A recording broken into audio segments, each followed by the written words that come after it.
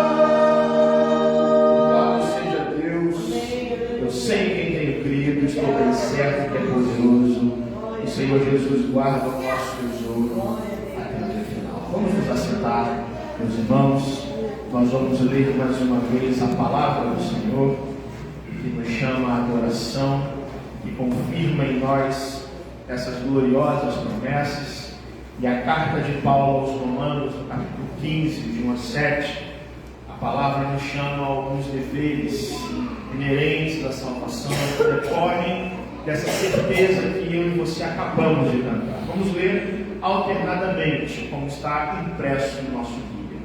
Ora, nós que somos fortes devemos suportar as debilidades dos fracos e não agradar-nos a nós mesmos.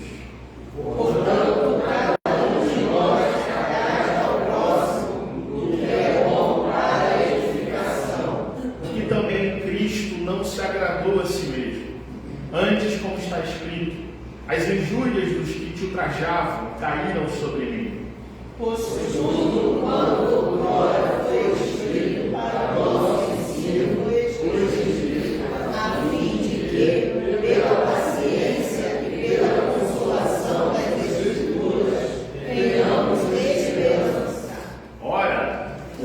da paciência e da consolação vos conceda o mesmo sentir de uns para com os outros, segundo Cristo Jesus. Vamos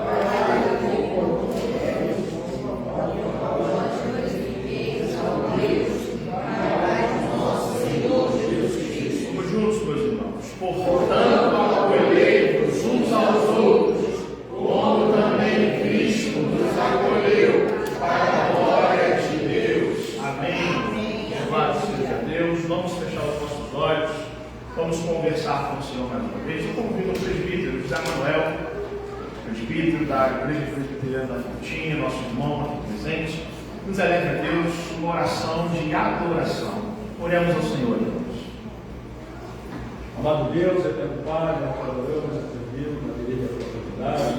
Te adoramos, Senhor Deus, porque Tu és bom, Senhor Deus, maravilhoso, embora sejamos merecedores, Senhor Deus. Nós te adoramos, Senhor Deus, que estás concedendo a esta igreja mais um aniversário. Tu continuas abençoando, Senhor Deus, esta igreja, o seu pastor, o seu conselho, e, Senhor Deus, que esteja conosco, Senhor, recorrente de tudo, e que tudo seja feito conforme a tua honra e glória. Eu te peço em nome de Jesus. Amém. Amém. Vamos colocar em pé, irmãos, para contar Joyce, para nos dirigir nos cânticos espirituais.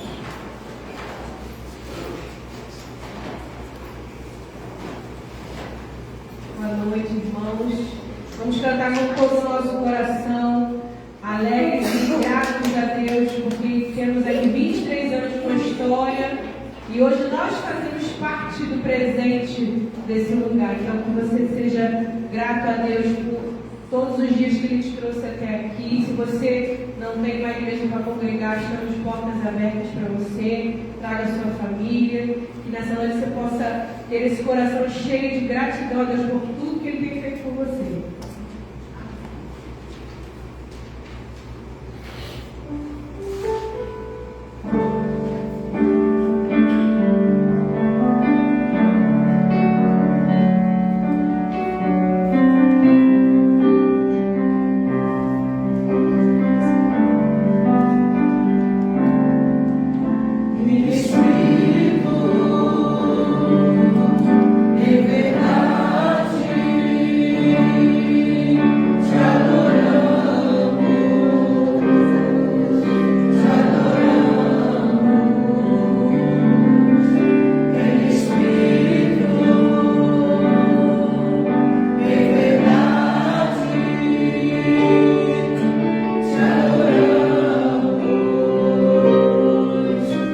Adoramos.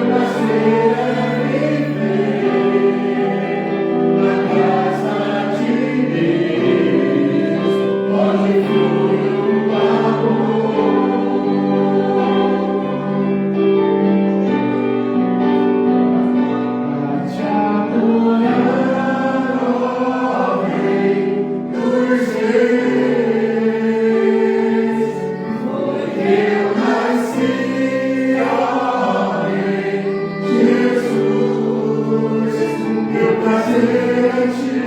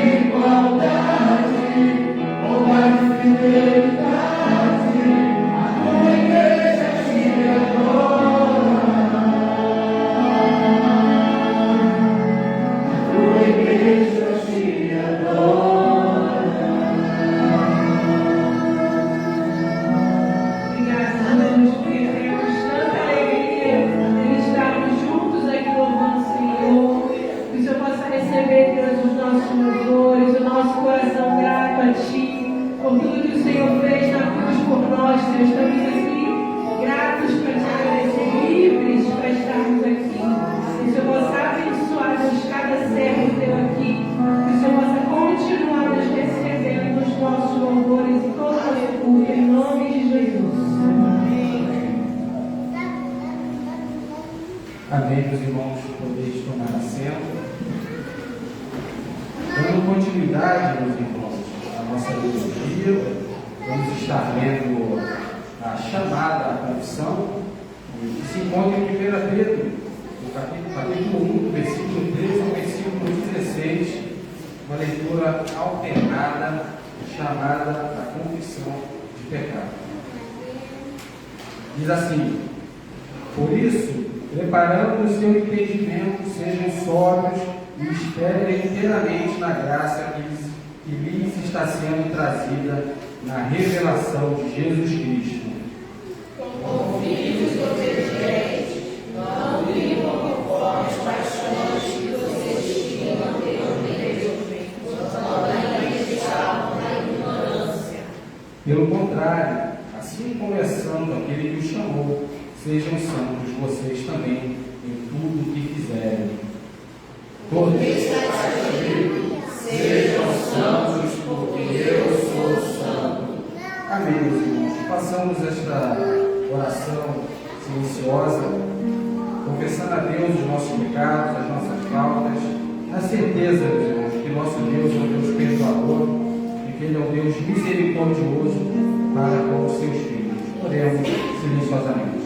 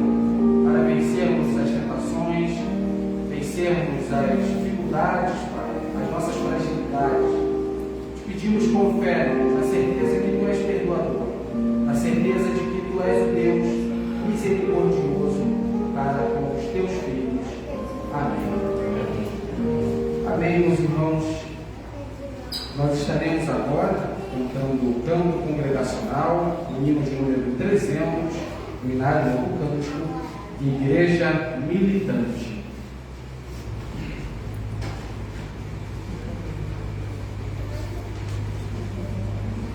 Tua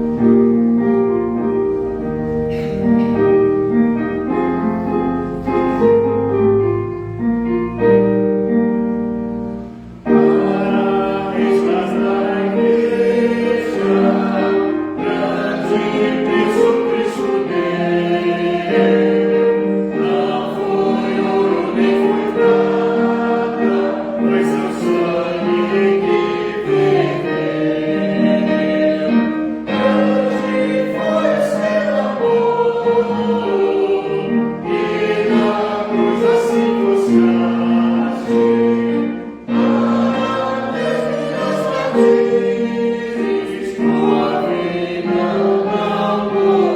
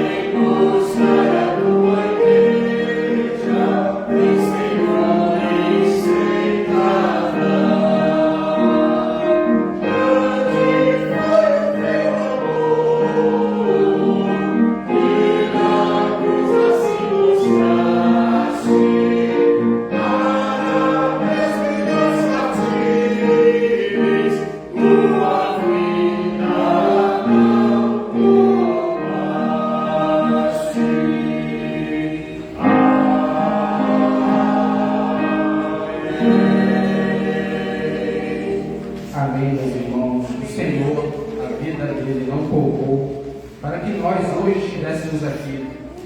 E que grande amor esse Deus tem para conosco, né? E desde já queremos agradecer os irmãos pela visita, que eles estão nos visitando. Sejam muito bem-vindos. Façam desta casa a sua casa, pois esta é a casa do nosso Pai. E é um motivo de grande alegria, né, meus irmãos, no dia de hoje, porque são 23 anos desta igreja, enquanto organização, né, em uma igreja. E eu, particularmente, estou aqui há 7 anos, né, nesta igreja. E eu posso dizer para os irmãos que, durante esses 7 anos, assim como o povo de Deus, no Êxodo, viu os mares se abrir, eu também vi a mão de Deus neste lugar. Eu vi Deus abrir os mares dos problemas e a igreja atravessar entre eles, tal como o povo de Israel viu o Senhor operar aquele lugar. Eu vi na igreja de Sulacap, e por isso, meus irmãos, é um motivo de muita alegria, porque mostra que Deus ele é fidelíssimo para com a sua obra. Deus ele não falha, não volta para trás com a sua palavra. E preparando nossos corações, meus irmãos, para o momento da palavra de Deus, quero convidar o pastor Carlos para fazer a oração de iluminação. Nosso irmão pastor Nilson Santos, reverendo da igreja de Coelho da Rocha, acertei, se não confundi, estará trazendo a mensagem do dia de hoje. Um grande amigo nosso, já esteve pregando aqui na nossa igreja ao longo de muitas vezes, ao longo dos anos. Também é um grande prazer ter o reverendo Nilson conosco. Vamos orar, meus irmãos, fechar os nossos olhos, momento de nós também prepararmos o nosso coração para recebermos a palavra do Senhor. Cremos no poder do Espírito Santo que fala aos nossos corações e vidas. Mas cremos também que temos responsabilidade diante de Deus, prestarmos atenção. Como o pastor costuma dizer, é o momento em que o ambiente tem que mudar. Amém? E se Deus está aqui falando conosco, é hora de nós adorarmos a Deus, prestando atenção no que Ele tem para dizer para cada um de nós. Vamos orar pelo nosso irmão, o reverendo Nilson, que aqui também estendemos a nossa gratidão por estar nos abençoando nessa noite. Senhor, nós queremos Te louvar, porque até aqui o Senhor nos ajudou. Como bem disse agora há pouco o teu servo presbítero, Senhor, o Senhor abriu mares aqui, Deus. O Senhor nos conduz, porque também somos teu povo. Jesus Cristo, todas as promessas que o Senhor faz na tua palavra se aplicam a nós diretamente. Em Jesus Cristo somos reconciliados. E aqui, Senhor, nós queremos te pedir agora que o teu Espírito Santo, que inspirou a palavra que vamos ouvir, colocou na boca dos profetas, dos apóstolos, dos homens de Deus, a tua vontade a ser revelada a nós, Senhor.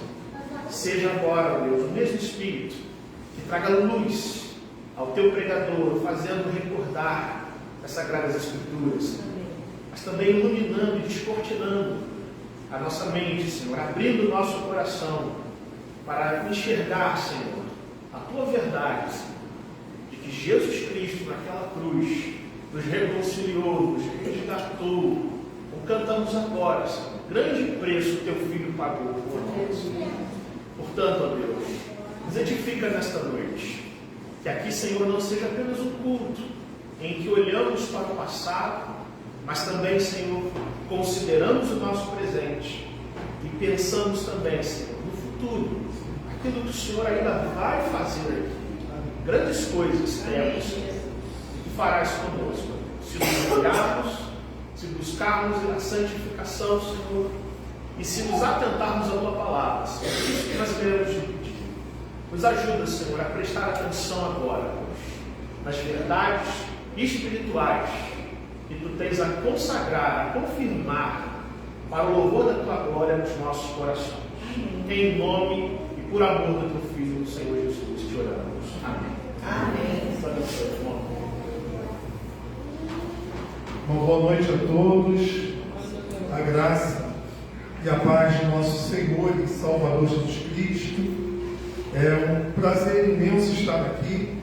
Quero parabenizar a igreja por mais um ano de organização e também agradeço o convite, o carinho da igreja, mas como um convite feito pelo reverendo Carlos, carinhosamente Cacá, e fico muito honrado, fico muito feliz de poder participar com a igreja nesse momento singular. E também de rever alguns irmãos, amigos, que estiveram caminhando comigo durante um tempo, uma alegria revê-los, né? Eu quero, nessa noite, meditar no tema a natureza e a missão da igreja, e eu gostaria de convidá-los a abrirem a Bíblia na carta do apóstolo Paulo à igreja de Éfeso. Carta aos Efésios, nós vamos meditar no capítulo 1, verso de número 1, 2 e 3.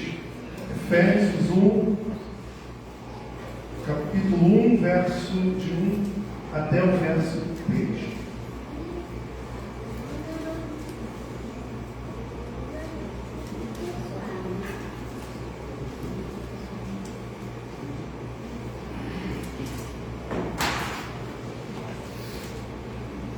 Todos acharam?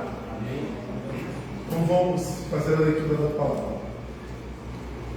Paulo, apóstolo de Cristo Jesus, por vontade de Deus, aos santos que vivem em Éfeso e fiéis em Cristo Jesus. Graça a vós outros e paz, da parte de Deus nosso Pai e do Senhor Jesus Cristo. Bendito o Deus e Pai de nosso Senhor Jesus Cristo, que nos tem abençoado com toda sorte de bênção espiritual nas regiões celestiais em Cristo.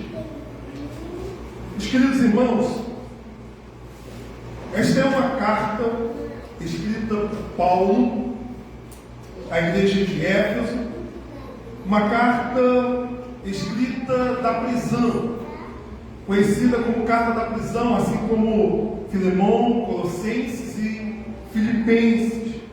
Ela foi provavelmente escrita por volta do ano 61 depois de Cristo.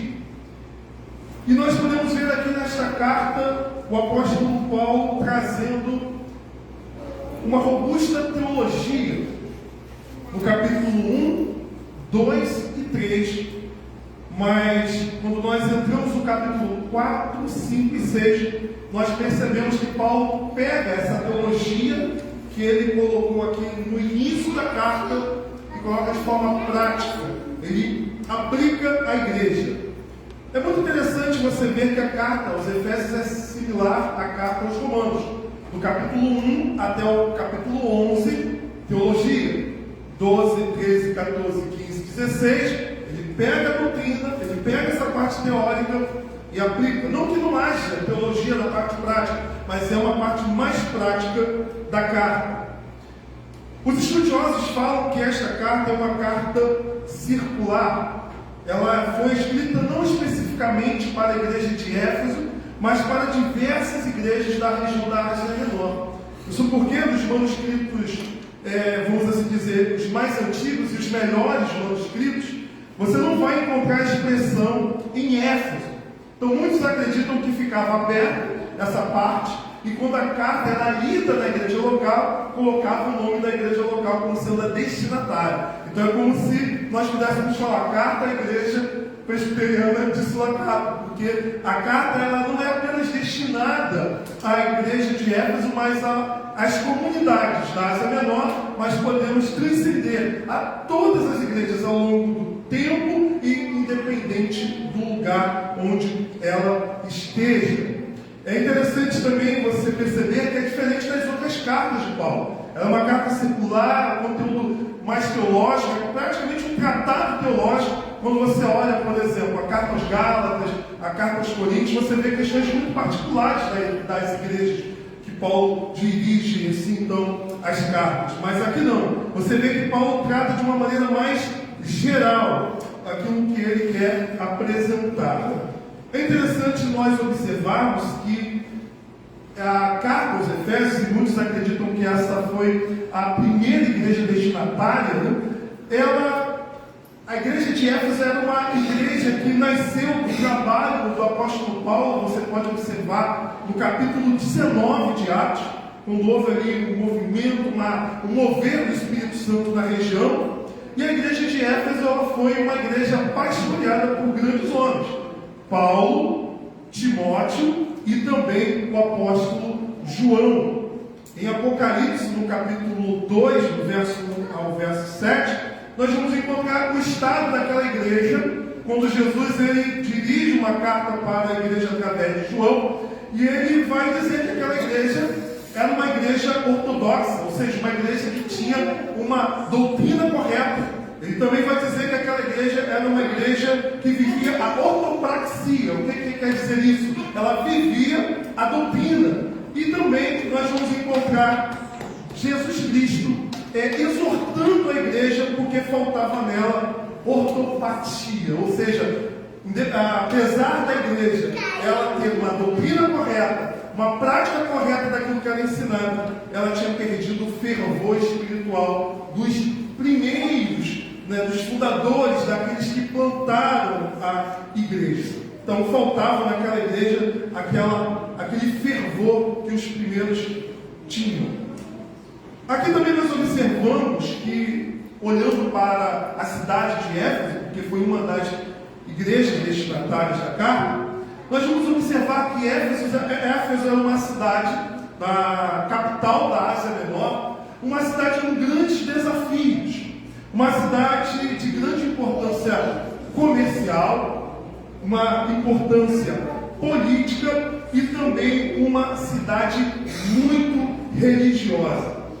Ellen White ele vai comentar dizendo que ali naquela cidade havia uma força dos principados e potestades atuando de uma maneira pesada, vamos assim dizer, sobre a cidade.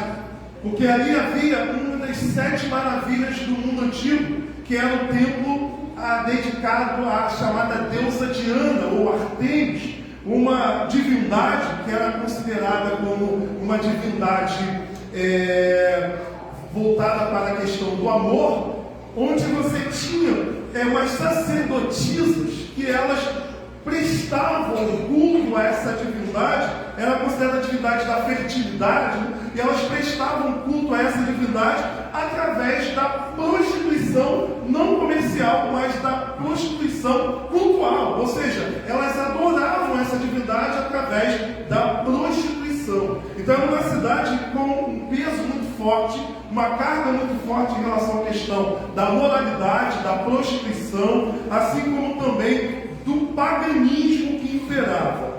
E aí Paulo ele inicia essa carta a essa igreja, dizendo: Paulo, apóstolo de Cristo, a quem ele se identifica. Ou seja, ele fala quem ele é e fala a sua vocação, o seu chamado. Paulo, apóstolo de Cristo. Ou seja, ele é alguém que o próprio Jesus o chamou para um ministério específico, quando ele diz por vontade de Deus.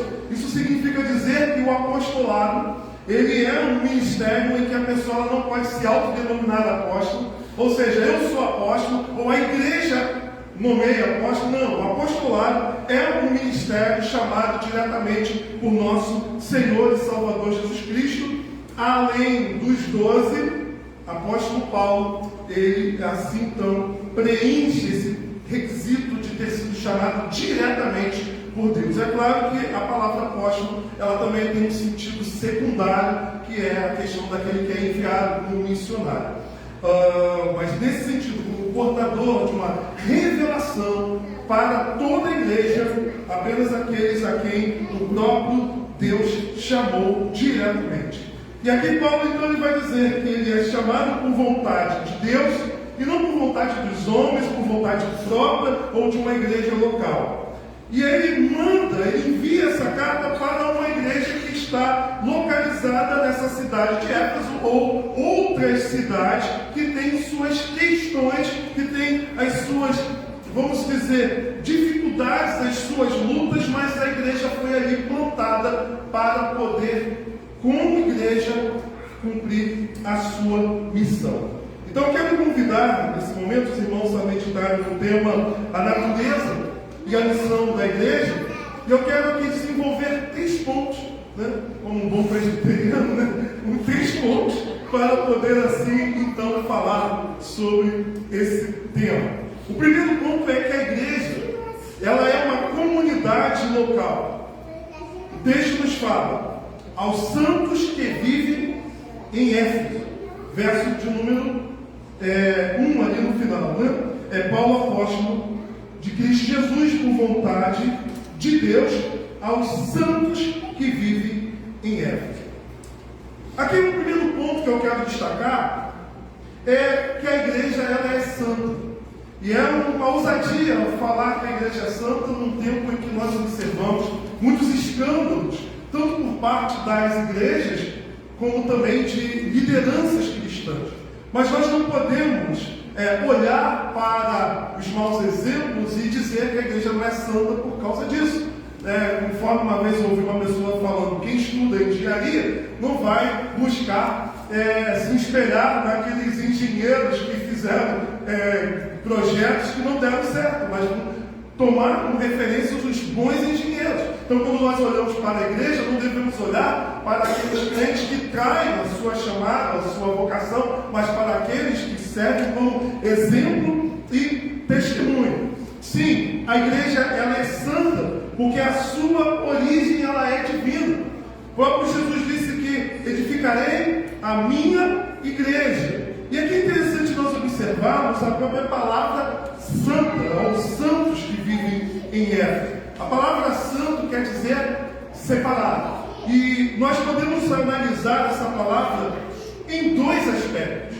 Um aspecto que nós chamamos de posicional e um outro aspecto que nós chamamos de processual. Eu queria que os irmãos, eu peço para os irmãos abrirem na Bíblia em 1 Coríntios, e vocês vão entender essa minha fala, no capítulo 1, verso 2. 1 Coríntios, capítulo 1, verso 2. Olha como Paulo ele faz a saudação à igreja de Corinto.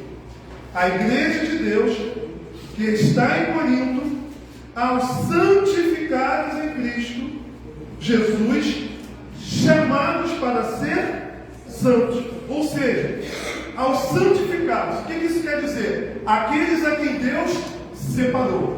Aqueles a quem Deus tirou do mundo, no sentido de tirou daquela vida que eu agora vivia. Mas agora, aqueles que foram tirados eles se separam por Deus, ou seja, Deus separou e agora nós nos separamos em resposta a essa ação primeira de Deus na nossa vida. Então, quando nós falamos de santo, nós estamos falando de pessoas que foram alcançadas pela graça de Deus e que foram separadas desse mundo, cujos olhos foram abertos para o entendimento da graça da salvação. E agora, uma vez separados por Deus, nós nos separamos para Ele. Ou seja, nós somos chamados por Deus para fazer parte de uma assembleia.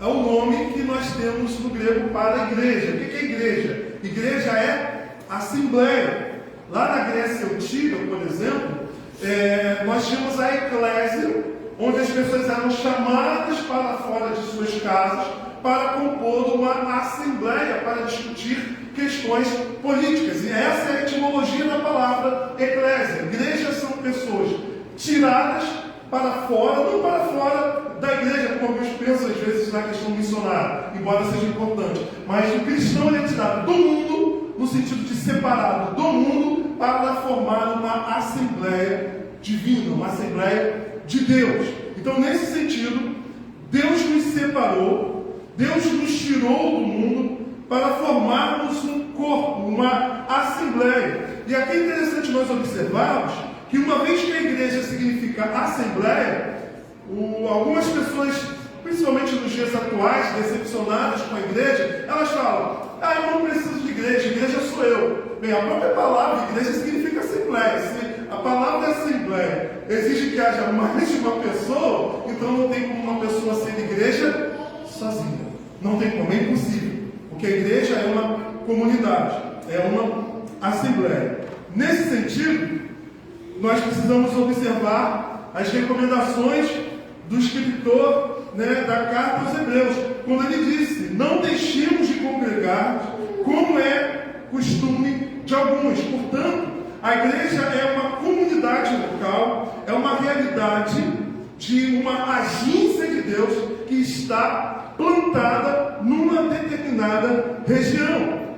Porque nós fomos chamados por Deus para refletirmos a glória de Deus. Eu gosto muito de Romanos 8, 29. Para mim, é o texto que resume toda a mensagem cristã. Porque o que é ser cristão? É ser parecido com Cristo. Porque nós fomos predestinados por Deus para sermos a imagem do primogênito. Quem é o primogênito? Jesus, a fim de que ele seja o quê? O primeiro entre muitos irmãos. Então, o que é a igreja? É a família onde nós temos o pai, onde nós temos o irmão mais velho, que é Jesus, e onde todos nós somos semelhantes, ou devemos ser semelhantes ao nosso irmão mais velho, que é Jesus Cristo. Nesse sentido, a nossa existência, o sentido da nossa vida é de refletir quem Deus é. O estado último do cristão é ser a imagem de Cristo, a imagem de Deus, a fim de que o próprio Deus se veja em você. Ou seja, se veja em nós.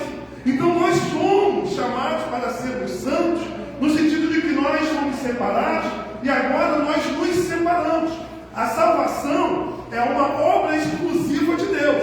É Deus quem salva. Porém, a santificação é uma ação do Espírito Santo em nós, em que tem a nossa contribuição no que diz respeito em nós nos permitirmos o Espírito Santo trabalhar em nós para que a imagem de Cristo seja formada e moldada em nós. Por isso nós podemos dizer que nós fomos salvos, nós estamos sendo salvos e nós seremos plenamente salvos. Fomos salvos, justificados, estamos sendo salvos, santificados e seremos plenamente salvos, glorificados. A igreja vai estar em Éfeso, na carta que nós acabamos de ler. Conforme eu disse logo no início da pregação, Éfeso é uma cidade complicada, com desafios. Ela é rica, ela é uma cidade de importância política, comercial, religiosa. Ou seja, essa igreja ela é plantada num lugar onde ela tem desafios, onde ela precisa ser relevante, ela precisa ser santa, num lugar onde não há santidade. Nesse sentido, nós observamos então que essa igreja que é plantada numa determinada localidade, ela precisa ser relevante onde ela está. E é interessante nós observarmos. Falamos de Éfeso, mas nós poderíamos falar, por exemplo, da igreja de Sorocaba. São desafios enormes. Primeiro desafio de ela estar no Brasil. Segundo desafio de estar no Rio de Janeiro. E quando se fala de Rio de Janeiro, se fala de violência, de prostituição, de uma série de coisas que quem está fora, mesmo quem não é cristão, fica escandalizado com o comportamento do carioca, não é verdade? Quando você vai para outro estado, as pessoas falam que você mora no Rio de Janeiro, eles pensam que você vive o tempo todo no tiroteio. E o tempo todo você está sendo assaltado, dependendo do lugar, é verdade. Mas também existem desafios que são locais. Desafio que a igreja de Sorocaba tem. Os desafios de ser uma igreja no Rio, mas também os desafios dessa localidade, em que a igreja ela precisa enxergar, ela precisa ver quais são as realidades, as necessidades, as lutas, como que essa igreja pode ser relevante no local onde ela foi plantada, assim como a igreja de Éfeso. E a igreja, mesmo estando num lugar complicado, como o Brasil, Rio de Janeiro, ela, para ser uma igreja verdadeira, ela precisa ser fiel naquilo que os reformadores falaram que são as marcas de uma igreja verdadeira. Na exposição da palavra, na correta administração dos sacramentos e na disciplina para que a santidade da igreja seja assim tão mantida. Então, a igreja ela é uma igreja local, porque é uma igreja composta de santos, pessoas separadas por Deus para viver a santidade de Deus numa localidade com os seus desafios. O segundo ponto é que essa igreja ela é uma comunidade também universal. Verso 3 vai dizer assim, peço que os irmãos estejam com o texto aberto. Bendito Deus e Pai de nosso Senhor Jesus Cristo, que nos tem abençoado com toda a sorte de bênção espiritual nas regiões celestiais em Cristo.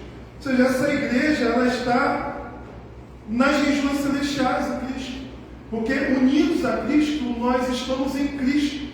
Lá no capítulo 2 de Efésios, você vai ver no verso de número 6, quando o texto diz assim: juntamente com Ele nos ressuscitou, nos fez assentar nos lugares celestiais. Como que nós estamos assentados nos lugares celestiais? Se nós fazemos parte do corpo de Cristo, e Cristo está à destra do Pai, pela fé nós estamos nas regiões celestiais. Essa igreja, ela é uma comunidade universal, porque ela não é composta apenas de pessoas de uma determinada localidade. Ela não é uma igreja apenas regional ou nacional, como na história muitas igrejas acabaram se tornando, a igreja de Genebra, a igreja da Escócia, a igreja da Inglaterra, e hoje essas igrejas passam por problemas porque elas estão debaixo da tutela do Estado e têm que viver conforme o padrão e os valores do Estado. Não. Essa igreja ela é católica no sentido de universal, porque ela não é uma igreja que está presa a uma etnia, porque a própria carta aos Efésios vai nos mostrar isso. Olha o capítulo 2, verso 19. Assim já não sois estrangeiros, falando de nós, que não éramos pertencentes ao povo de Deus, nós não somos judeus. Assim já não sois estrangeiros e peregrinos, mas concidadãos dos santos, e sois da família de Deus. Portanto, pela cruz de Cristo, quem faz parte do povo de Deus? Não apenas judeus que fazem parte da aliança inicial, mas todos nós que fomos alcançados pela mensagem do Evangelho. Lembrando que quando a igreja ela é enviada, o próprio Cristo disse que toda a autoridade lhe foi dada, e por causa disso, ide pregar o Evangelho a todas as nações. Não apenas isso, nós percebemos também que lá em Atos capítulo 1, verso 8, quando o Espírito Santo fosse descer, os apóstolos se tornariam testemunhas não apenas em Jerusalém, mas na Judéia, em Samaria, até os confins da terra. Ou seja, fala da universalidade da mensagem do Evangelho. E uma universalidade que transcende a questão étnica, que transcende a questão também étnica, a questão social, a questão de idade, porque quando o Espírito Santo ele foi derramado, e segundo a promessa de Joel, ele seria derramado sobre toda a carne, não apenas apenas sobre homens, não apenas sobre judeus, não apenas sobre um povo específico, ou sobre profetas, reis e sacerdotes, mas sobre todos aqueles que invocar o nome do Senhor. Por isso, em 1 Coríntios, capítulo 12, verso 13, fala que pelo batismo com o Espírito Santo, ou seja, pela ação do Espírito Santo, nós somos enxertados no corpo de Cristo, já não havendo mais barreira alguma. Por isso, na igreja não há lugar para qualquer tipo de discriminação racial ou social, porque todos nós somos iguais em Cristo Jesus. Ela é universal, porque ela é a igreja de todos os povos. Lembrando que a comunidade, na história da redenção, começa com um homem, né, com um casal, na verdade. Aí esse casal cai, e nós temos ao longo da história Deus indo ao encontro do homem. A partir de Noé, por exemplo, nós vamos ver que ele tem 3 filhos, né? Aí Deus ele vai fazer um pacto com uma das sementes de Noé, que são os semitas, né? Com Sem. Dali você tem Abraão. De Abraão você já vê o quê? A promessa para vir para todos os povos. Você pode ver que é apenas a partir de Atos, embora Deus já havia anunciado o seu propósito de incluir todos os povos no plano da salvação, mas é em Atos que isso se torna universal. É em Atos que essa promessa ela se cumpre. Nós vemos aqui que João, no capítulo 7 e verso 9 do livro de Apocalipse, quando ele vê a multidão, ele vê uma multidão composta de povos, pessoas de todas as nações, tribos, povos e línguas, e todas elas estão de pé diante do trono de Deus.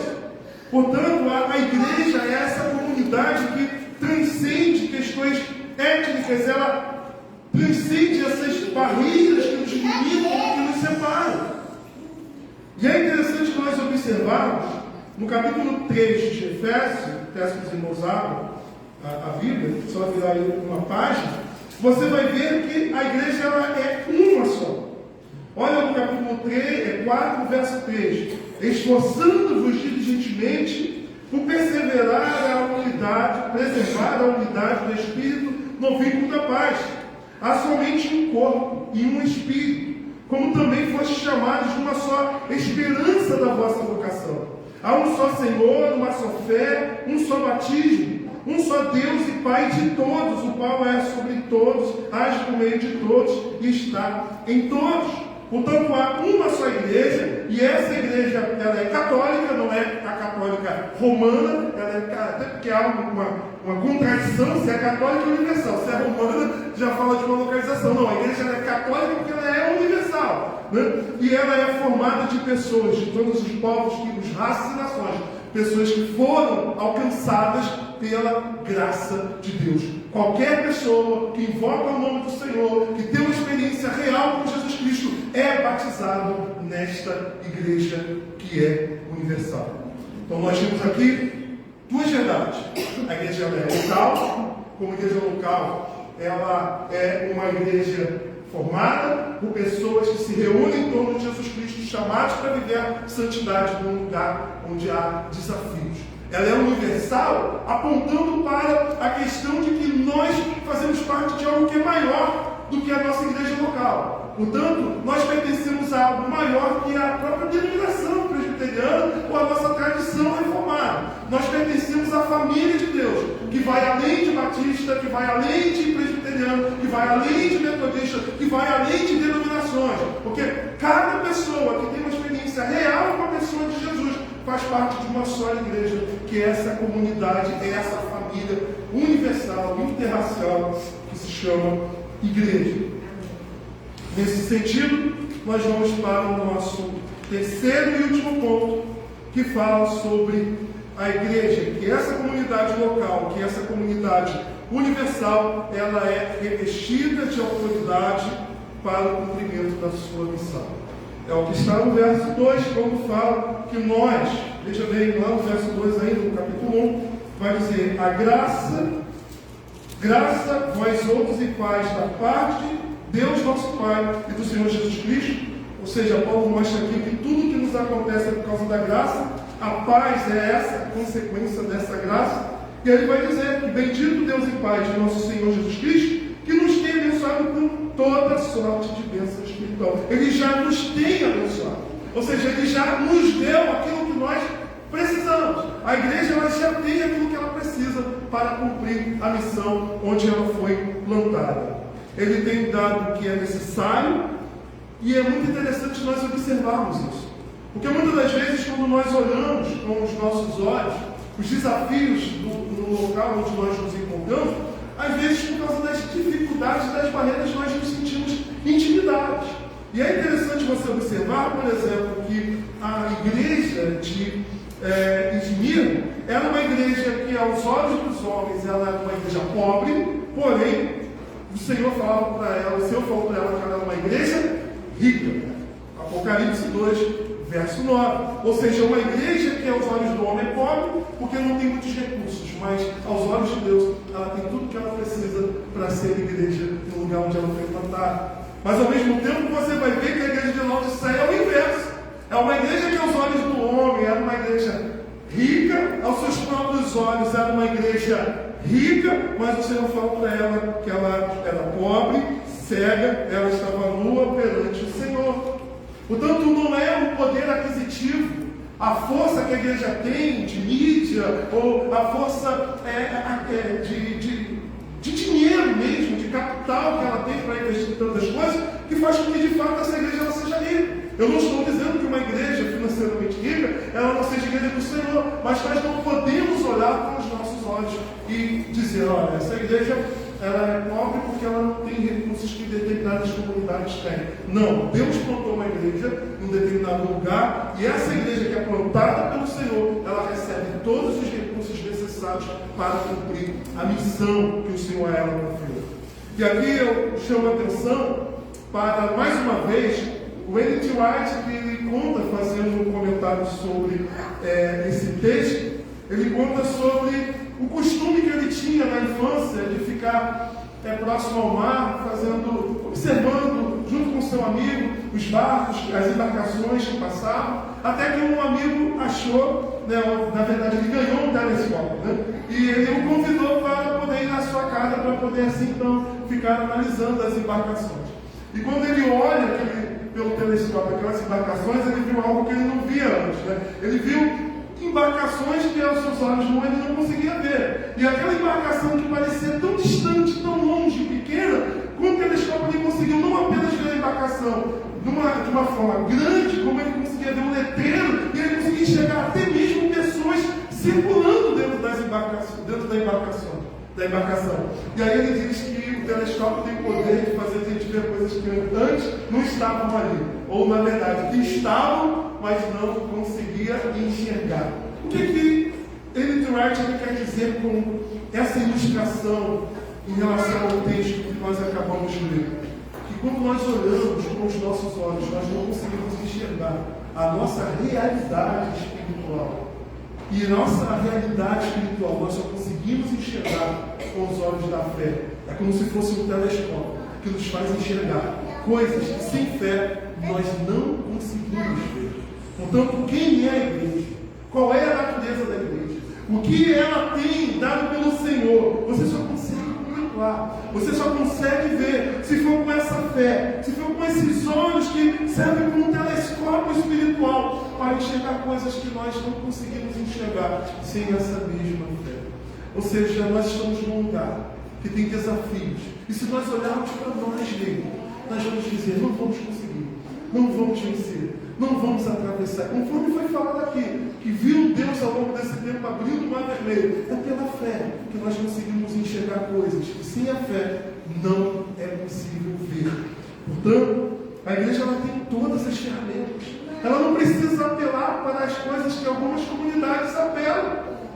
Ou seja, a igreja ela tem a oração, mas o quê? Nós temos acesso direto a Deus, podemos falar com o Senhor na mediação de Cristo Jesus, porque essa graça que nos salvou, que nos perdoou, que nos fez filhos de Deus, nos dá esse livre acesso a conversar com aquele que é o Senhor da igreja. Nós temos a palavra que produz vida, que conforta, que consola, que exorta. Essa palavra que nos faz andar conforme a vontade de Deus. A igreja tem os sacramentos que é a própria palavra de Deus materializada, selando. Se a palavra gera fé, o sacramento ele fortalece essa fé que a palavra gerou e que ela tem gerado na nossa vida. Nós temos o sacramento como alimento espiritual, como fortalecimento da nossa vida espiritual. Nós temos a comunhão dos santos, onde essa reunião, muitas das vezes nós chegamos desanimados, muitas das vezes nós estamos até mesmo prestes a abandonar a caminhada, e é por causa da comunhão dos santos que Deus fala conosco. No domingo passado, eu estive pregando na minha igreja sobre aquela passagem dos discípulos, né, no caminho de Emaús, ou seja, a palavra que aquecendo o coração, e quando eles sentam para partir o pão, eles percebem que é o Senhor que estava ali. Portanto, meu irmão, é essa comunhão que muitas das vezes nos faz abrir os olhos e enxergar que ao longo das nossas lutas, é o Senhor que está passando o tempo da nossa caminhada. Nós temos, meu irmão, um serviço da igreja para socorrer os santos das suas necessidades. Nós temos a missão da igreja, que é pregar o Evangelho, para que essa família ela possa se estender cada vez mais. Mas o que é que nós precisamos? Vamos apelar para o que? Se Deus nos deu tudo o que a igreja precisa para cumprir a sua missão. Nós não precisamos mais, precisamos nos aprofundar naquilo que Ele já nos tem dado. Portanto, meu irmão, minha irmã, qual é a conclusão? A conclusão é que a igreja ela é una, é uma só. Nós fazemos parte dessa grande família. Ela é santa, porque apesar dos pecados e das falhas dos homens, ela tem uma origem divina. Nós podemos não ficar focando nos erros, mas nos acertos daqueles que nos servem de exemplo. Ela é católica porque ela é universal. Ela não é a igreja só daqui de Sorocaba, do Rio de Janeiro, ela é uma igreja que está espalhada no mundo. Ela é apostólica porque ela está edificada sobre o fundamento dos apóstolos. Quem escreveu a carta foi o apóstolo Paulo. No capítulo 2, verso 19, vai dizer: edificada sobre o fundamento dos apóstolos e profetas. Ela é um corpo local, mas também é um corpo universal. É uma comunidade capacitada a realizar a missão que o Senhor a confiou, porque todas as ferramentas estão disponíveis a nós. Ela é uma igreja vencedora. Na verdade, ela é mais do que vencedora. E aqui eu encerro com uma ilustração. Alguém uma vez, de uma forma bem descontraída, ilustrou o que é ser mais do que vencedor. Mais do que vencedor, ele usou como exemplo de um lutador de boxe. Alguém que se preparou. Alguém que manteve. Eu trabalhei numa escola que tinha MMA. Eu vi que o pessoal, quando ia para a competição, eles ficavam ali o tempo todo vendo se estava dentro do peso, porque na hora de competir, se tivesse fora do peso, já mudava a categoria. Então o pessoal ficava ali na questão de alimentação, ficava naquela coisa de regra, de disciplina. E o lutador é assim: ele tem regra, ele tem que ter disciplina, ele tem que lutar, ele tem que ralar, para chegar naquele dia, dar o seu melhor e poder ser vencedor. E aí então, essa pessoa ilustrou dizendo: olha, o lutador de boxe, ele vai para o ringue, depois de um tempo enorme de preparação, depois de um tempo enorme de disciplina, ele vai para o ringue. Aí os mais antigos aqui lembram do filme do Rock Balboa, né?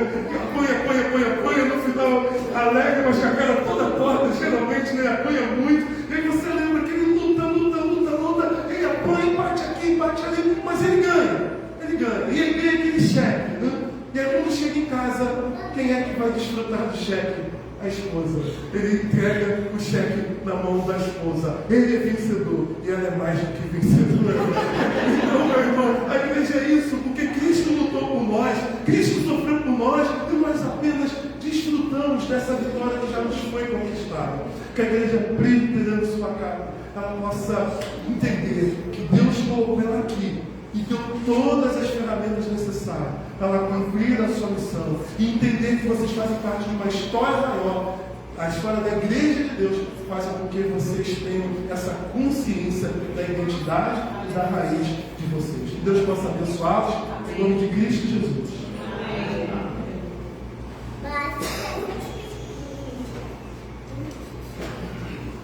Amém, meus irmãos, palavra de Deus, que nós possamos, meus irmãos, não somente ouvir, mas aplicar na nossa vida, enquanto indivíduos, enquanto família, enquanto igreja, de fazermos a diferença, sermos relevantes, né?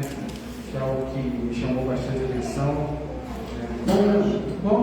Como estamos sendo relevantes no meio que nós estamos. Bem, vamos agora na leitura de envio. Os irmãos têm o seu boletim, 1 João 4, do capítulo 7 ao versículo 11, leitura alternada. Vamos mais uma vez lermos a palavra de Deus, que é nosso alimento. Amados, amemo-nos uns aos outros, porque o amor procede de Deus, e todo aquele que ama é nascido de Deus e conhece a Deus. Quem não ama não conhece a Deus, pois Deus é amor. Nisto se manifestou o amor de Deus em nós, em haver Deus enviado o seu Filho unigênito ao mundo, para vivermos por meio dele. Nisto consiste o amor. Não em que nós tenhamos amado a Deus, mas em que Ele nos amou e enviou o seu Filho como propiciação pelos nossos pecados. Amados, se Deus nos amou de tal maneira, nós também devemos amar uns aos outros. Todos. Nunca ninguém viu a Deus.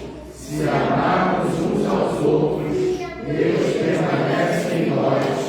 Seu amor é em nós aperfeiçoado. Amém. Convido os irmãos a se colocarem de pé. Vamos cantar, meus irmãos, o canto congregacional, Corpo de Família, um hino que é bastante conhecido, onde nós estaremos tratando sobre este amor que o povo de Deus deve ter para com uns aos outros. À medida que nós cantarmos, irmãos, vamos cumprimentando uns aos outros, saudando a paz de Deus. Essa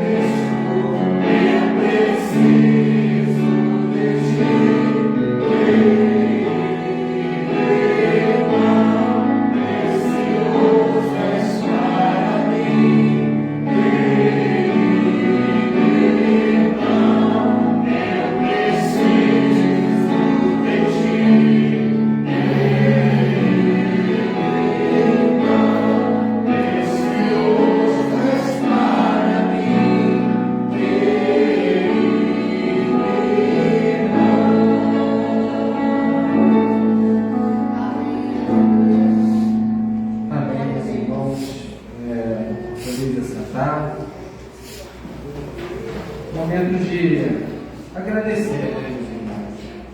Agradecer a Deus em primeiro lugar, pelos 23 anos de existência, por até aqui o Senhor ter nos ajudado, ter sido conosco. E agradecer aos irmãos. Muito obrigado, meus irmãos. Aqui eu acredito que eu falo por toda a direção da igreja.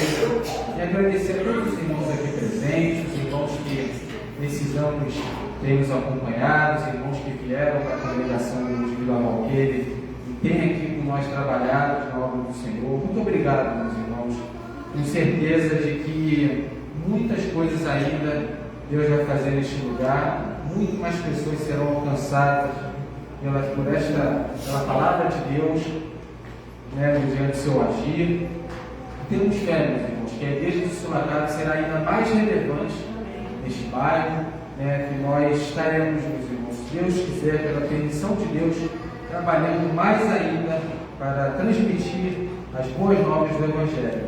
Convido agora o reverendo Wilson para dar a bênção apostólica, depois teremos cantando também o Renovação. Temos pé, irmãos. Senhor, nós queremos expressar a nossa gratidão por mais um culto que a ti prestamos, e nesta noite um culto especial de gratidão ao Pai, mais um ano de vida, de organização da comunidade de Sorocaba. Obrigado ao Pai por todos os momentos desta liturgia, pelas canções, orações, pela palavra. E nós rogamos ao Pai que o Senhor esteja abençoando o teu povo, fortalecendo, ó Pai, para o cumprimento da missão. Amém. Nós queremos, ó Deus, assim então, te pedir também, no nosso retorno para o lar, que o Senhor esteja conosco, que o Senhor esteja nos guardando, nos protegendo, nos ajudando a pensar, ó Deus, naquilo que foi falado e a praticar e a viver para a glória do teu nome. É a oração que fazemos em nome de Jesus Cristo. Amém. Amém. Que a graça de nosso Senhor e Salvador Jesus Cristo, o amor de Deus o Pai, a comunhão do Espírito Santo, sejam com cada um dos amados irmãos e com toda a igreja do Senhor disparada pela face da terra, hoje e sempre.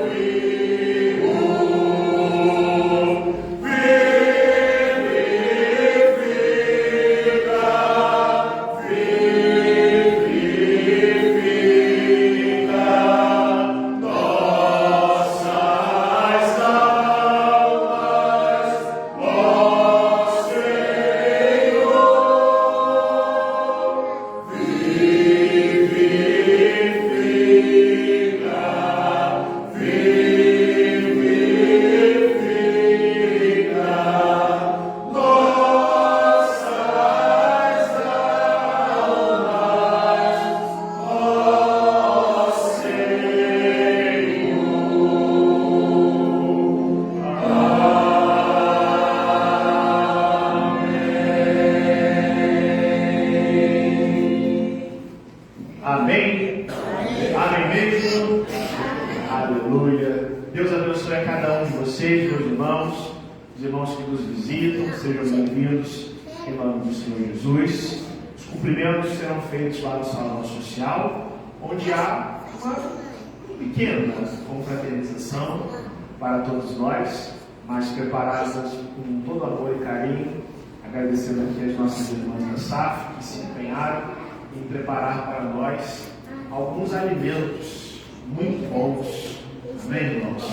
Façamos disso sempre, irmãos, como símbolo da paz que temos em Cristo Jesus, de nosso irmão. Amém. Amém.